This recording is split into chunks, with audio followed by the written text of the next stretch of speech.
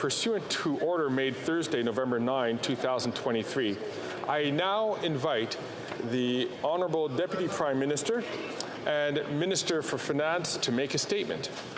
The Honourable Deputy Prime Minister and Minister of Finance.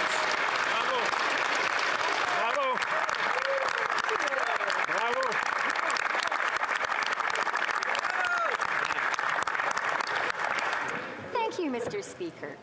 Pursuant to Standing Order 32.2, I have the honour to table, in both official languages, the 2023 Fall Economic Statement.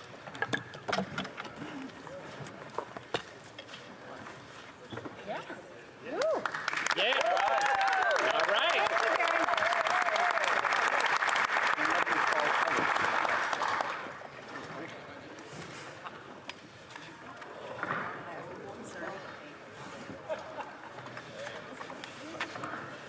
Mr. Speaker, our government was elected on a promise to deliver for the middle class. And our economic plan is focused on building an economy that works for everyone, with good jobs that people can count on. Major investments in public transit, in EV battery factories, and in new energy projects are not just red ink in our fiscal statement. They are truly investments, decade-long investments in the economic growth, which creates middle-class jobs, which raises incomes and makes middle-class communities more prosperous. Continental Railway a century ago. These are foundational investments which only government can make.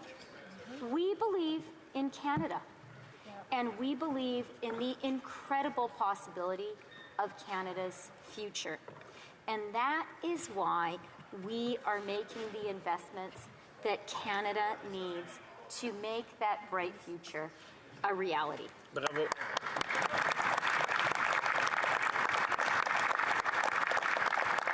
Affordable early learning and childcare is likewise an investment in our social infrastructure, and it is also transformative economic policy. It gives children the best possible start in life and saves middle-class families thousands of dollars a year, while also supporting record women's employment and thus helping to address the labor shortages which contributed to inflation. When I announced our plan to build a Canada-wide system of affordable early learning and childcare, some people were skeptical, and justifiably so. After all, it was a promise that had been made and broken for 5 decades. But today, just 2.5 years after we launched our plan, it is working.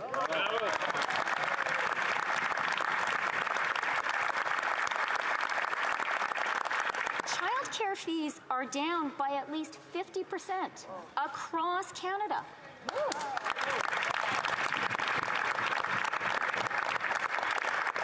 In 6 provinces and territories, we've already brought childcare costs down to just $10 a day.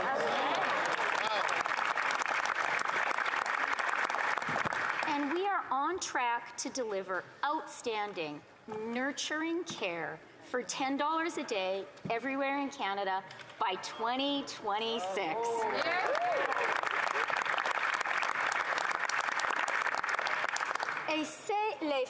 And it is women in Quebec who led the way in terms of affordable childcare. Therefore, our plan supports the creation of 30,000 new spots to make childcare services more accessible across the province. Enhancements to Canada's social safety net, ranging from the Canada Child Benefit, the Canada Workers Benefit, the Canada Pension Plan, are about driving down inequality, raising incomes, and ensuring by design, not by trickle down, that everyone can truly share in our country's prosperity. With investments in our economy, our communities, and a new generation of middle-class careers, we have focused relentlessly on ensuring that government investments deliver real economic opportunities for all Canadians. And that, Mr. Speaker, is our economic plan. Pensons seulement à tout le chemin. Just think of how far we've come, Mr. Speaker. Right after a decade of conservative austerity, our government has lifted nearly 2.3 million Canadians out of poverty. Inflation is coming down, and wages are going up.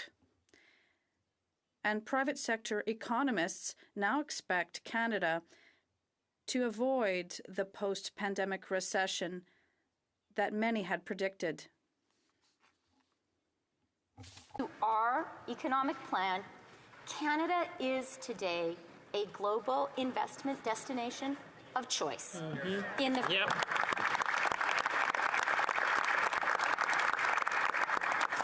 In the first half of this year, Canada received the third most foreign direct investment of any country in the entire world. Bravo! Bravo!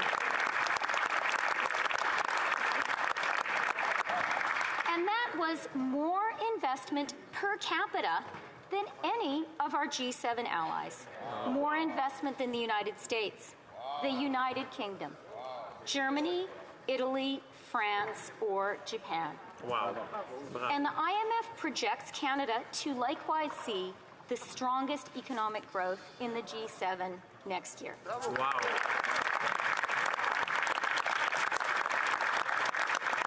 What does all of this mean for people, Mr. Speaker? What this means is that our economy is creating great jobs for Canadians from coast to coast to coast. And compared to before the pandemic, I am so glad to be able to say that over 1 million more Canadians are employed today.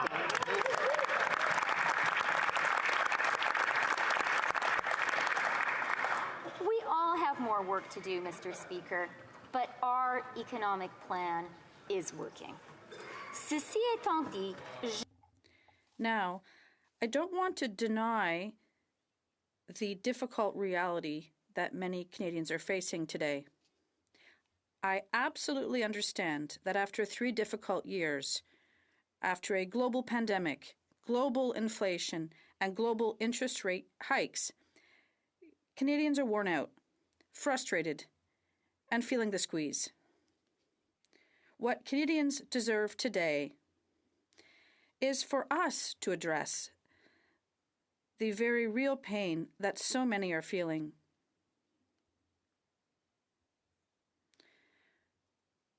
With a hopeful and achievable vision for our country's future. That is my priority. That is our government's priority. And that is the priority of this fall economic statement. the foundation of our fall economic statement is our responsible fiscal plan. In the face of global inflation, our government has reduced the deficit faster than any other country in the G7. And,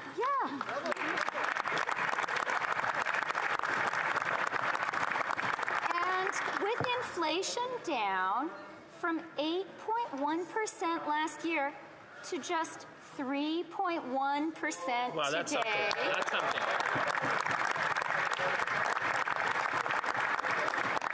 We are taking care not to feed inflation by carefully targeting new investments towards the priorities of Canadians today and towards the future growth that makes our finances sustainable. Canada maintains both the lowest deficit and the lowest debt to GDP ratios in the G7. And with a new reduction in public service spending, this fall economic statement builds on the $15 billion in refocus spending that I announced in the spring. We are ensuring that Canada's finances remain sustainable, because that's how we'll be able to continue investing in Canadians for years to come. Fondé sur notre... Built upon our responsible fiscal plan, our fall economic statement has two objectives. The first is to continue supporting the middle class at a time when some prices are still high, and for many, mortgage renewals are looming. This is why we are making sizable changes, generational changes to competition law in Canada. This historic step includes cracking down on predatory pricing and other tactics that big corporations use to raise costs for Canadians.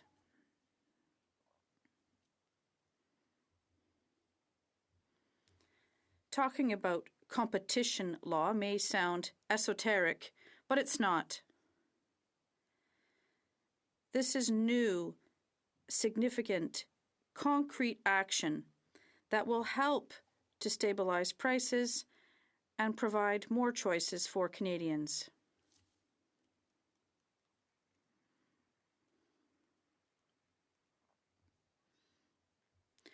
We are cracking down on the junk fees that Canadians are saddled with every day.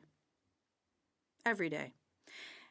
And an investigation will soon be launched into international roaming charges that drive up Canadians' phone bills.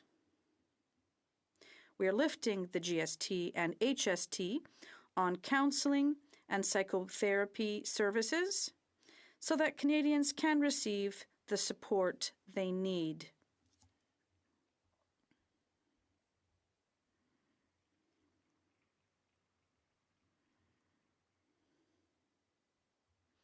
We are extending employment insurance to parents who adopt. And we are introducing a new leave for federally regulated workers who are grieving from miscarriages. Because every family, no matter how it comes together, needs time to bond. And every woman should have time to heal from the painful loss of a pregnancy.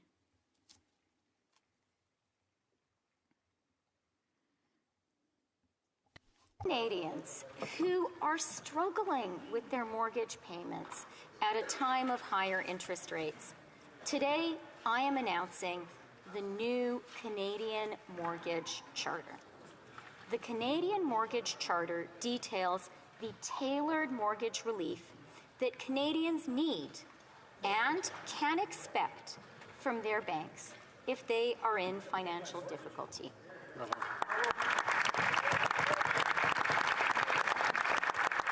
Our goal is to help Canadians through an incredibly challenging time by making sure Canadians have the support they need to afford their mortgages and keep their homes when renewing at a time of higher interest rates. And we're committed to taking further action if necessary. Our second objective is equally urgent. For generations, Canada has been a country where if you worked hard, if you went to school, found a good job, and squirreled some money away, there would be a home that you could afford. For generations, that promise was kept. But today, for a generation that ranges from new high school graduates to couples in their 30s making six-figure salaries, that is a promise which is under threat. Keeping that promise demands a great national effort, and that is an effort that our government is stepping up to lead. Building on the significant action we have already taken, including this fall alone, I am today announcing new measures through our economic plan to build thousands upon thousands upon thousands of new homes across the country, and to build them faster.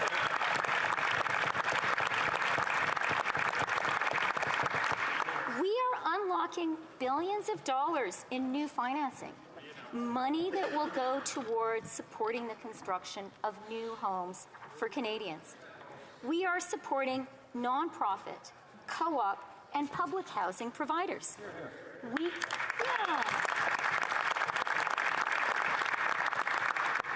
We will be helping to cut the red tape that prevents construction workers from moving across the country to build homes, and we will be bringing more of the skilled trades workers that our construction sector needs to Canada.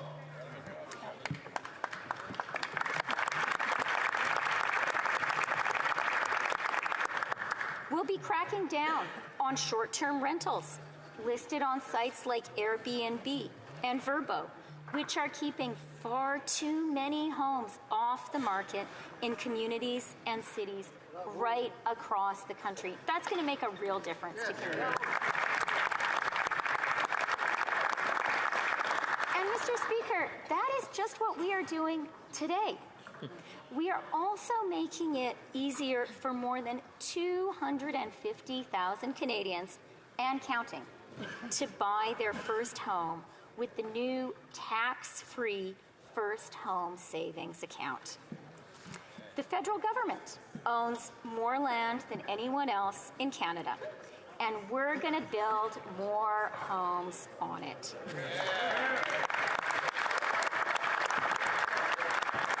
We're lifting the GST on new rental construction to make it more affordable for builders to build so that they can build more homes faster. We're repairing and building hundreds of thousands of new homes, and we are financing the construction of tens of thousands more. We have banned foreign investment in Canadian housing, and we're ensuring that property flippers pay their fair share. We're making it more affordable for families to construct secondary suites. And we have signed agreements with cities across the country to slash the red tape, which is preventing homes from being built in the first place.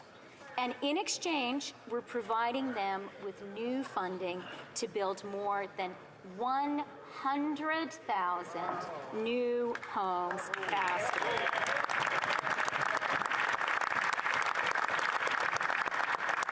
Because our country needs more homes, and we need more of them fast. Nous devons construire. We must build homes in our biggest cities and our smallest towns. We must build detached family homes and secondary suites. We must build co-op housing and rental apartments. And it will take all of us, the federal government and the provinces, cities and towns, the private sector and not-for-profits, right across this great country. That's what our government is doing, and we are approaching this task with the purpose, drive, and intensity it deserves. We will keep working day after day, week after week, month after month, and year after year to build the homes that Canadians need and expect and deserve. At the heart of the promise of Canada is the conviction that every day should represent a new opportunity for all Canadians. No matter who you are, no matter what you look like, or who you love, or where you were born. Also, if you work hard, you can share in the remarkable possibilities of our wonderful country. This includes a good career that pays you well and a home you can afford. Building a Canada that delivers on the promise of the greatest country in the world.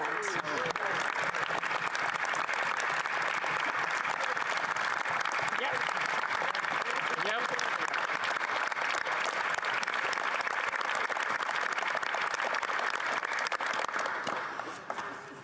That work will be our government's work for these next 2 years and beyond. Canada is not and never has been broken. Indeed.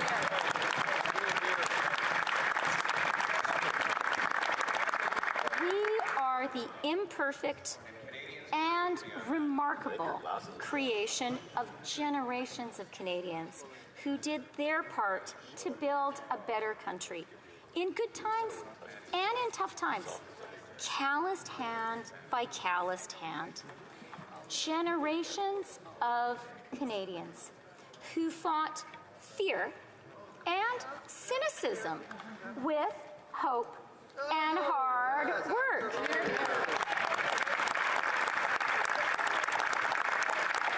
Generations of Canadians who fought day after day to keep Canada moving forward.